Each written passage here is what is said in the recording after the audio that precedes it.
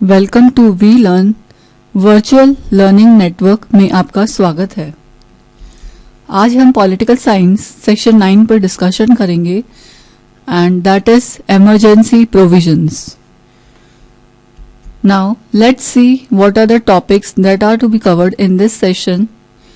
First is what is emergency, second emergency caused by war, external aggression, national emergency, proclamation, effects of national emergency, failure of constitution machinery, president rule effect, financial emergency, effects of financial emergency. Now let's talk about what is emergency.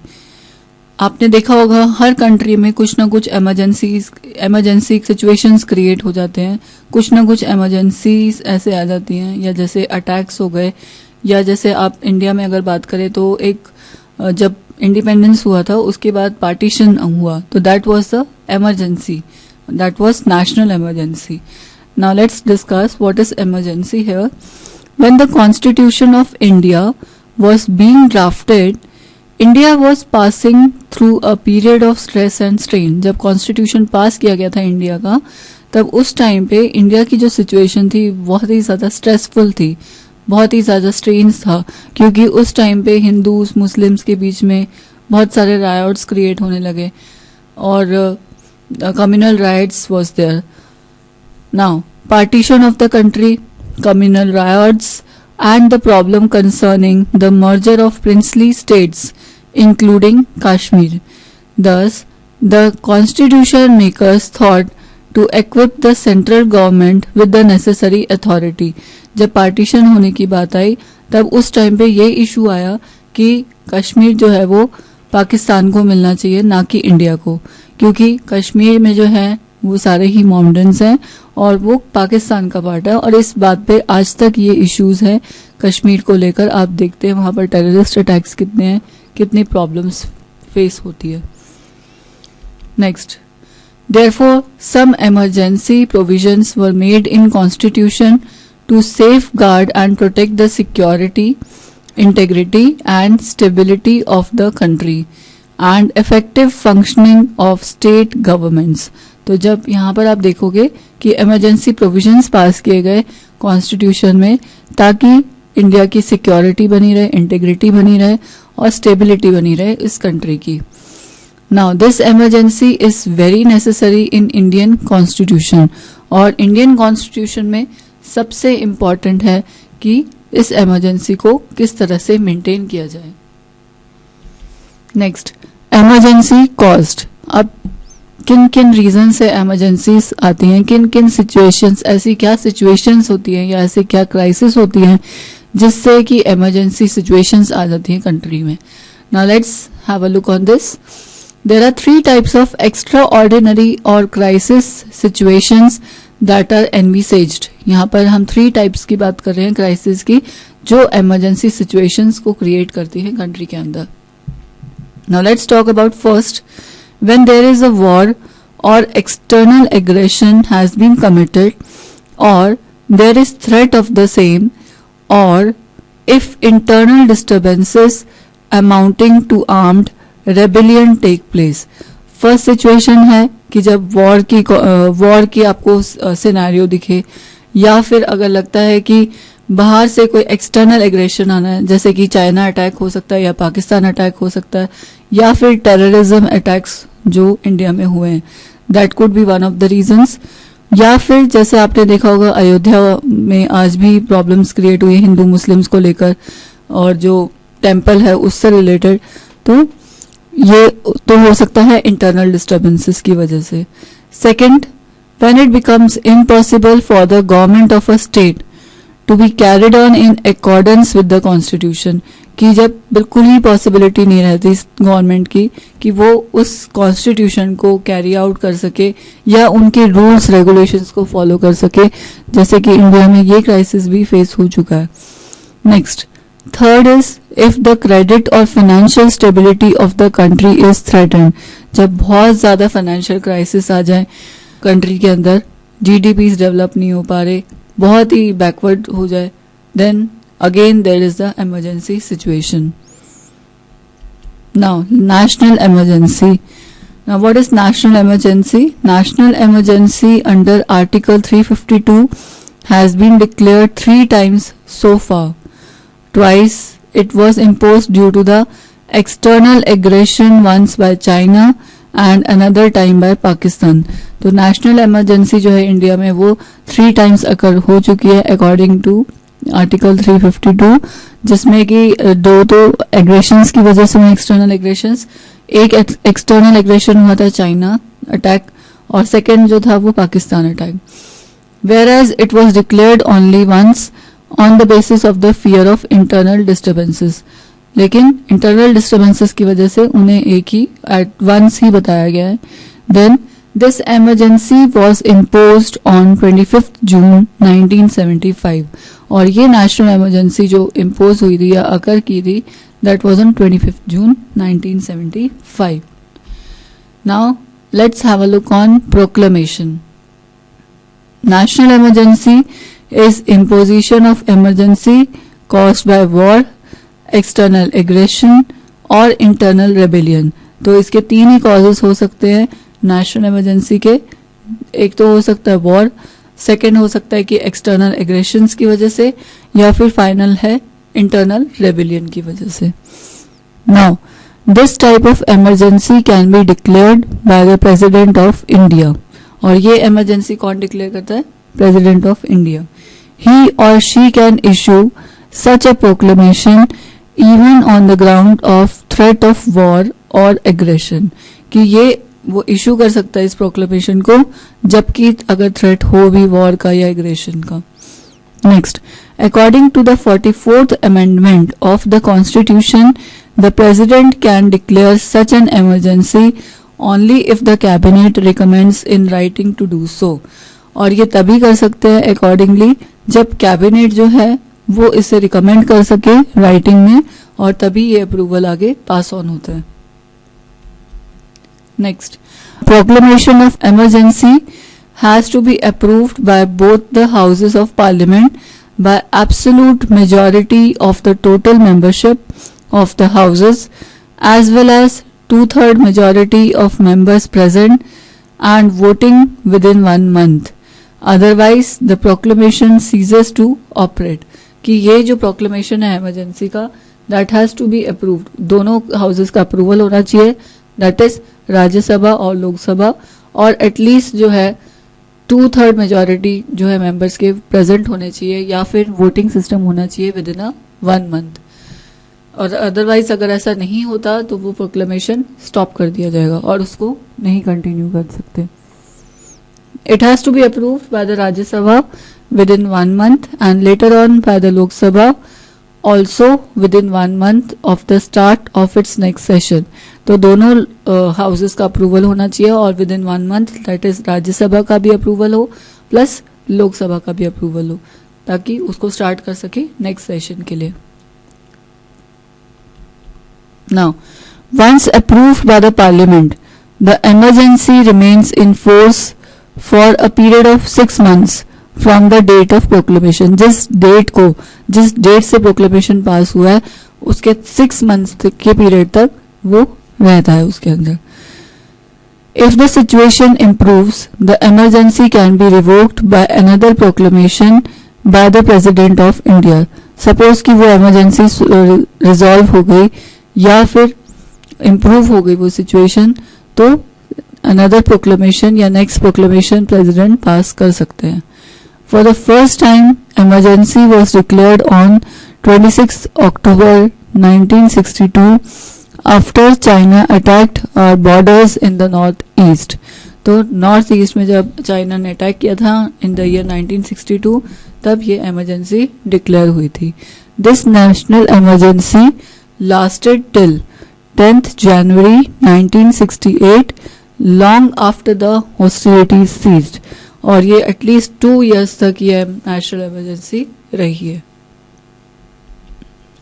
For the second time it was declared on 3rd December 1971 in the wake of the Second India-Pakistan War and was lifted on 21st March 1977, while the second emergency on the basis of external aggression was in operation. कि जो second time emergency create हुई थी वो आई थी 3 दिसंबर 1971 और उसका जो base था वो ये था कि सेकेंड वॉर हुआ था इंडिया और पाकिस्तान के बीच में, जो कि 21 मार्च 1977 तक चला कंटिन्यू, और ये था एक्सटर्नल एग्रेशन की वजह से. Then third national emergency called internal emergency was imposed on 25th June 1975, और जो थर्ड इमरजेंसी आई थी that was on 25th June 1975. This emergency was declared on the ground of internal disturbances, और ये third emergency जो थी वो internal disturbances की वजह से हुई थी. अब क्या इफेक्ट्स है नेशनल इमरजेंसी के? Effects of national emergency. The most significant effect is that the federal form of the constitution changes into unitary.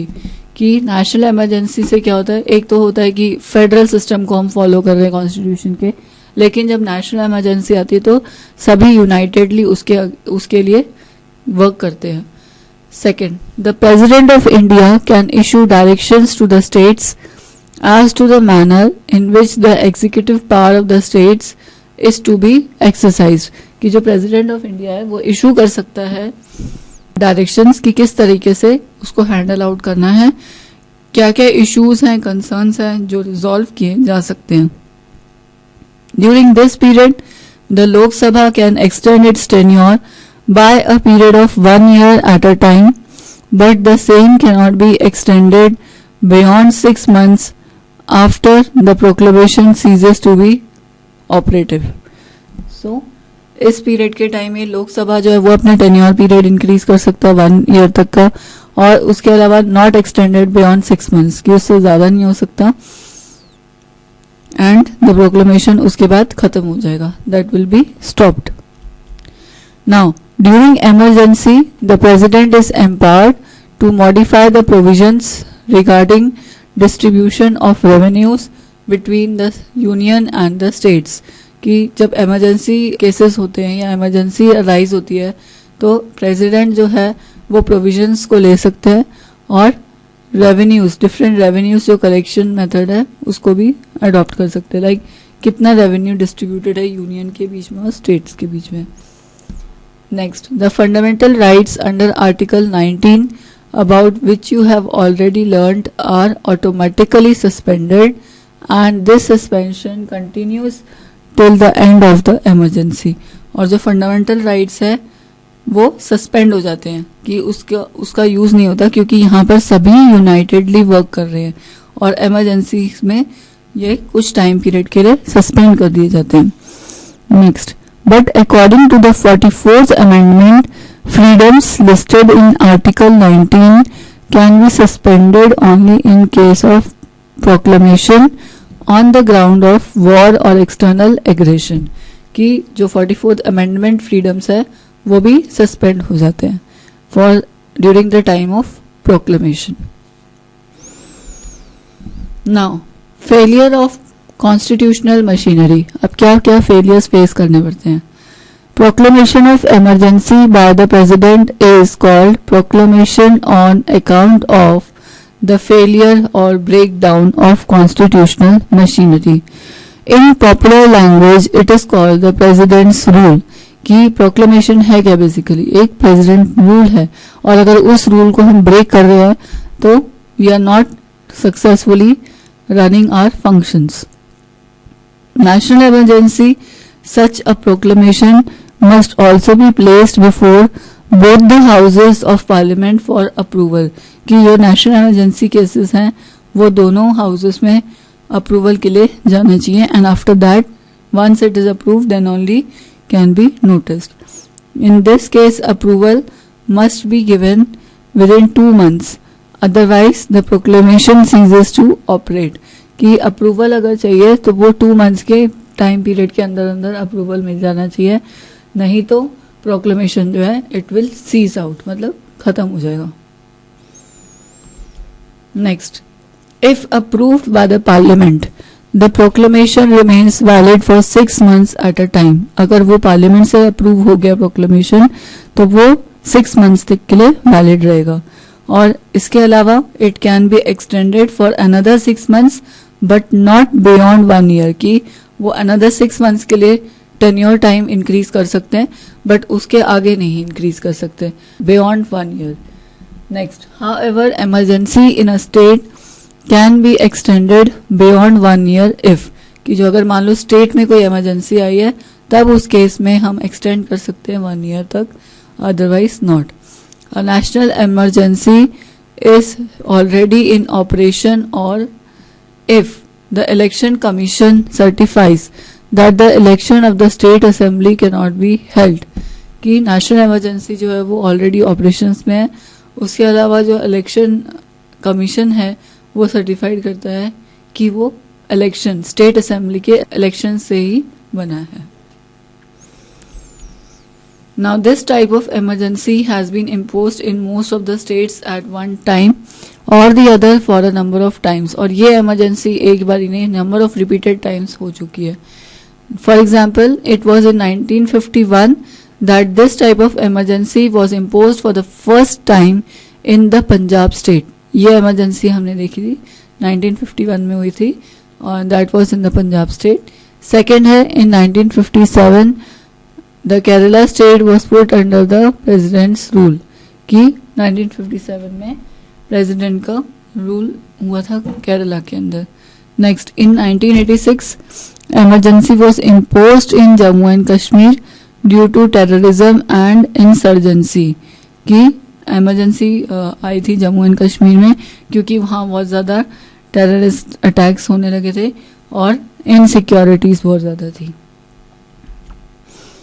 Next, emergency on account of failure of constitutional machinery has been declared in most of the states sometime or the other, but financial emergency has not been declared so far, कि जो financial emergency है वो declare नहीं की गई है although कि national emergency हो चुकी है।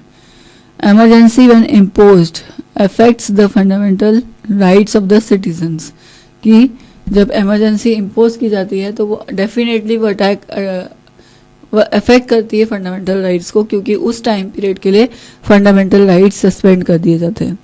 It also affects the autonomy of the state governments, की जो अल्टीमेटली वो इम्पैक्ट डालते हैं स्टेट गवर्नमेंट्स के ऊपर भी और उनकी ऑटोनॉमी पे भी। The powers of the union government increase and it can make laws even on the subjects included in the state list, कि जो यूनियन गवर्नमेंट की पावर है वो इंक्रीज हो जाती है और वो स्टेट लिस्ट में भी फंक्शन कर सकती है। The federal nature of the constitution changes into a unitary form, कि जो फेडरल नेचर है कॉन्स्टिट्यूशन का वहाँ पर यूनिटरी फॉर्म्स में कन्वर्ट किया जाता है। So much so that when the proclamation of national emergency is in operation, some of the fundamental rights guaranteed by the constitution remain suspended, कि अगर मान लो प्रोक्लेमेशन जो है वो नेशनल इमरजेंसी का वो ऑपरेशन में है और इसलिए क्या होगा, अगर इमरजेंसी नेशनल इमरजेंसी अराइज हुआ है तो फंडामेंटल राइट्स जो है वो सस्पेंड हो जाएंगे उस टाइम पीरियड के लिए। Next, now what are the effects of imposition. The declaration of emergency due to the breakdown of constitutional machinery in a state has the following effects, कि ये effects हम देख सकते हैं उसमें। First, the president can assume to himself all or any of the functions of the state government. He may authorize the parliament to make laws on behalf of the state legislature, कि जो president है वो assume कर सकता है कि वो कोई भी फंक्शंस कर रहे हैं लाइक स्टेट गवर्नमेंट के लिए और उसके बाद उसको ऑथराइज किया जा सकता है। ही में ऑथराइज द पार्लियामेंट, कि वो पार्लियामेंट को ऑथराइज कर सकता है कि वो लॉज बना सके या फिर स्टेट लेजिस्लेचर के बिहाफ पे वो एक्ट करेगा।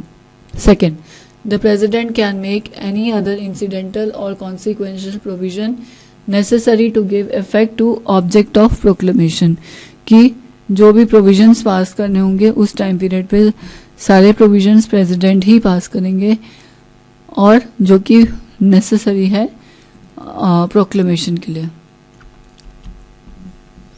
Next, president's rule was imposed purely on political grounds to topple the ministry formed by a party different from the one at the center, even if that particular party enjoyed majority in the legislative assembly. कि जो president rule है political grounds में अगर हम देखें तो topple the ministry form by a party और from the other. Next, article 356 has become very controversial, कि आर्टिकल 356 पे बहुत से इश्यूज उठाए गए हैं और इसलिए इसको कंट्रोवर्शियल बोला गया है. Next, in spite of the safeguards provided by the 44th amendment act, this provision has been alleged to misused by the union government, कि उसको मिसयूज भी किया गया कहीं ना कहीं जगह पे इन प्रोविजंस को. Next, the Sarkaria commission which was appointed to review the center-state relations, also recommended that Article 356 should be used only as a last resort. कि जो आर्टिकल अगर हम उसमें वेरीफाई करते हैं लाइक आर्टिकल 356, तो वो एकदम लास्ट ऑप्शन में हम यूज़ कर सकते हैं. तो इसके लिए सरकारिया कमीशन जो था वो अपॉइंट हुआ था, जो कि रिव्यू करता, जो कि मेंटेन रखता स्टेट सेंटर रिलेशंस को. Next, the commission also suggested that the state legislative assembly should not be dissolved unless the proclamation is approved by the parliament.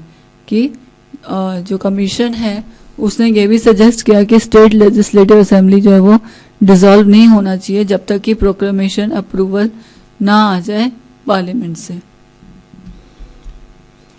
Next, the Supreme Court held in the Bombay case that the Assembly may not be dissolved till the proclamation is approved by the Parliament.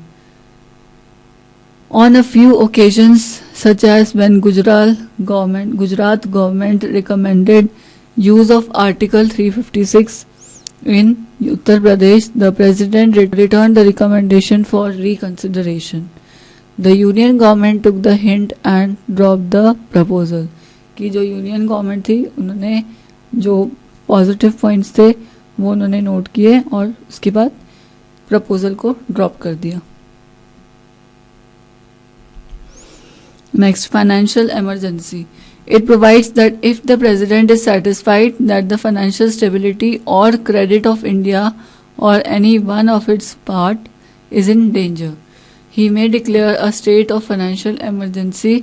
Like the other types of emergencies, it has also to be approved by the parliament.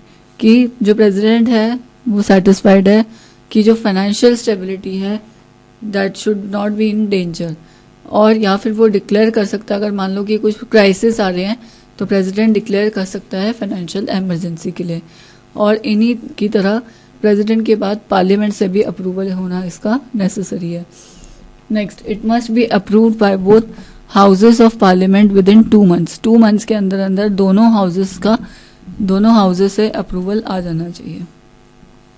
Next, financial emergency can operate as long as the situation demands and may be revoked by a subsequent proclamation. कि financial emergency जो है वो depend करती है situations पे, depend करती है demands पे, या फिर वो रिवोक की जा सकती है, वो दोबारा लाई जा सकती है depending upon the proclamation. Next, effects of financial emergency. अब फाइनेंशियल इमरजेंसी के क्या इफेक्ट्स हैं? The union government may give direction to any of the states regarding financial matters. कि जो यूनियन गवर्नमेंट है वो डायरेक्शन दिखा सकती है या फिर वो फाइनेंशियल मैटर्स में कंसिडरेशन कर सकते हैं. Next, the president may ask the states to reserve all the money bills for the consideration of the parliament after they have been passed by the state legislature. कि जो president है वो पूछ सकता है स्टेट से कि किस तरह से मनी बिल्स को रिजर्व करना है या क्या कंसिडरेशन ले, और किस तरह से पास करें. नेक्स्ट, द प्रेसिडेंट में also give directions for the reduction of salaries and allowances of the central government employees including the judges of the Supreme Court and the High Court. तो प्रेसिडेंट ये भी डिक्लेयर कर सकता है, जैसे आपने देखा होगा कि गवर्नमेंट जॉब्स के अंदर भी कई बारी सैलरीज रिड्यूस हो चुकी हैं और या अलाउंसेस को रिड्यूस किया गया है. एंड दैट अप्रूवल उसमें क्या क्या इंक्लूड होता है, सुप्रीम कोर्ट के जजेस भी हो सकते हैं या फिर हाई कोर्ट के जजेस भी हो सकते हैं. Next, the emergency provisions provide the president with sweeping powers to deal with the abnormal and extraordinary situations. But the actual working of the Constitution or more than 5 decades has demonstrated that emergency powers were generally used in the interest of the country was imposed due to political considerations. ये सभी चीजें जो है political considerations के ही बात होगी. Now there is a small exercise for you, that is do it yourself. How does the imposition of national emergency affect the life of citizens? कि जब national emergency की situations आती हैं तो वो कैसे affect करती है citizens की life पे. Like आप इसमें ये बता सकते हैं कि जैसे जो फंडामेंटल राइट्स हैं वो उस टाइम कुछ टाइम पीरियड के लिए सस्पेंड कर दिए जाते हैं. Next, under what conditions can the president's rule B imposed in a state, कि हम किस कंडीशन में प्रेसिडेंट के रूल का ही हम यूज नहीं कर सकते. Next, how are the executive and legislative powers of a state exercised during the president's rule, कि प्रेसिडेंट्स रूल के टाइम पे जो एग्जीक्यूटिव पावर है या लेजिस्लेटिव पावर है वो कैसे पॉसिबल हो सकता है. Next is mention the effects of financial emergency, कि फाइनेंशियल इमरजेंसी के क्या क्या इफेक्ट्स हैं. Last has describe briefly the emergency provisions contained in the constitution of India, कि क्या इमरजेंसी प्रोविजंस हैं बनाए गए हैं जो कि नेसेसरी है कॉन्स्टिट्यूशन ऑफ इंडिया में. Thank you.